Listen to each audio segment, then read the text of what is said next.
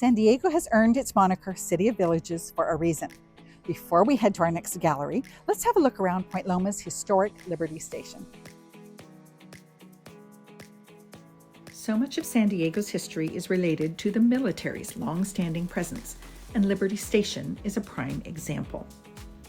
Welcoming its first recruits to the former Naval Training Camp in 1923, it officially closed down in 1997 and was taken over by the city in 2000. Now, the oldest barrack has been transformed into Liberty Public Market, a 7-day-a-week marketplace for prepared foods, produce, bakeries, a test kitchen, and entertainment. Other barracks are now light-filled studios for working artists, community activities, and general services.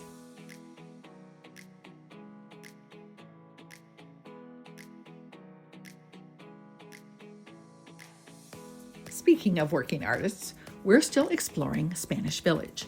Let's meet Ellie Hitchcock, an 80 years young polymer clay artist who isn't slowing down anytime soon.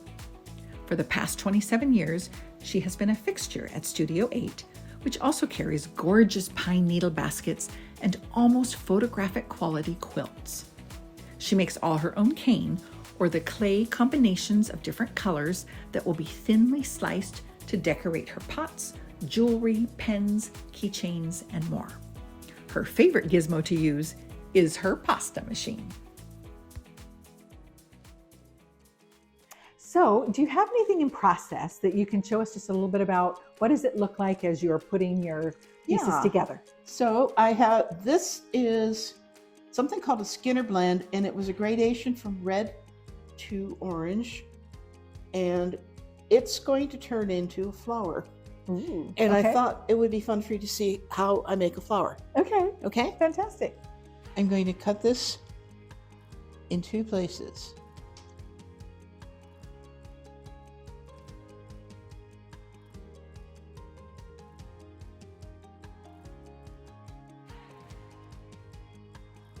Okay, so I've put the clay in here, and now I'm going to put that back together. And you always have to check both sides to make sure you've got it back right.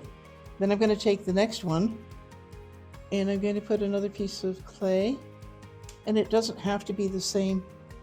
It doesn't have to be perfect, and it doesn't have to be the same height. Actually looks more interesting, because in real life, things aren't perfect. Flowers are not perfect, are they? In real life, things aren't perfect. But we are, but other things are. Well, yeah, exactly. So I put those together like this, and on both sides. Now I'm going to do what's called a wrap, and I want to get a big enough piece.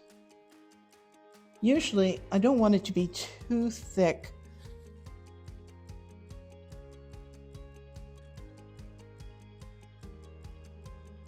Okay, these are the veins going up. And I know this is the bottom. So I'm going to put it like this. And I'm cutting on either side. And I'm just doing one edge there. Now I'm going to take, and I'm going to put it around here. This is called a wrap. And it gives it a more finished look. And you go around to the bottom. And cut that off. I leave a little opening there, and I'll show you why. What I'm going to do is, I want something that is a little brighter, so I'm going to take a little piece of bright yellow, because I wanted to show, and I want to have contrast. It's just going to go in here, and that is going to tell me that that's the bottom of the petal. Because now what I'm going to do is I'm going to reduce this. So I know this is the bottom, because that's where the yellow is, right? Okay, so now clear the runway. I'm going to roll this out, and I keep checking to make sure that the yellow is a straight line. If it's crooked, then I have to straighten it out, and I want to keep it the same size, and I want to make this roughly 5 inches long, because I'm going to cut it into 5 segments.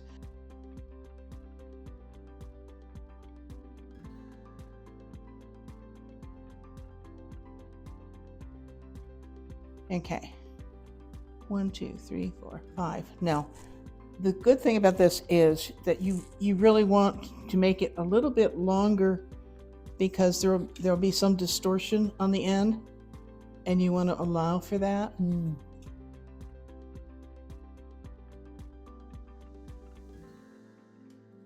Okay, so I have my 5 petals. Now, it looks like they need something, huh? Yes. Okay, so what I have done is, this is going to be the middle. Oh, okay. And it has to be a little bit smaller than the petal. And there we go. Ooh. And so there's the flower. And then this is the fun part. You cut. Start making slices. And then you see. Wow. And so this is one of many components that I put on the pot. You kind of have an idea of what you're doing roughly. You don't always know exactly what the finished thing is going to be like. And then I will use little pieces like this to kind of put in between, and just a little extra decoration. well, I know that you bought one of my pots, and you can see on that pot some of the little extra things, and I just keep going until it says to me it's done. Yes, we were talking about that the other day. It's like, how do you know? And you just know. Exactly. You look at it and you say, it's not done, it's not done, it's not done.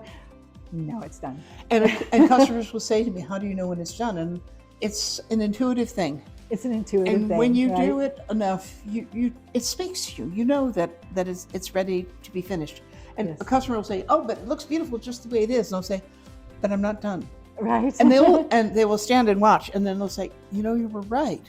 I had no idea that it really needed that extra little bit. And some people think the pots are a little fussy because they have so much stuff on them. Other people just love to sit and look at the detail. Right. You know, it's a personal thing, and I just love doing them because every pot I do is different. Right.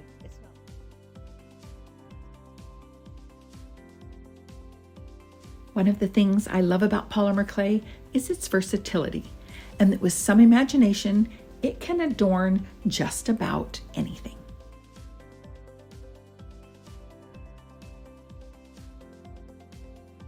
Did you enjoy Spanish Village? Once I saw the painted stone pavers, I knew I was going to like it. Now next up, we'll visit another of San Diego's villages, Barrio Logan, which has its own vibe and culture. Stay tuned.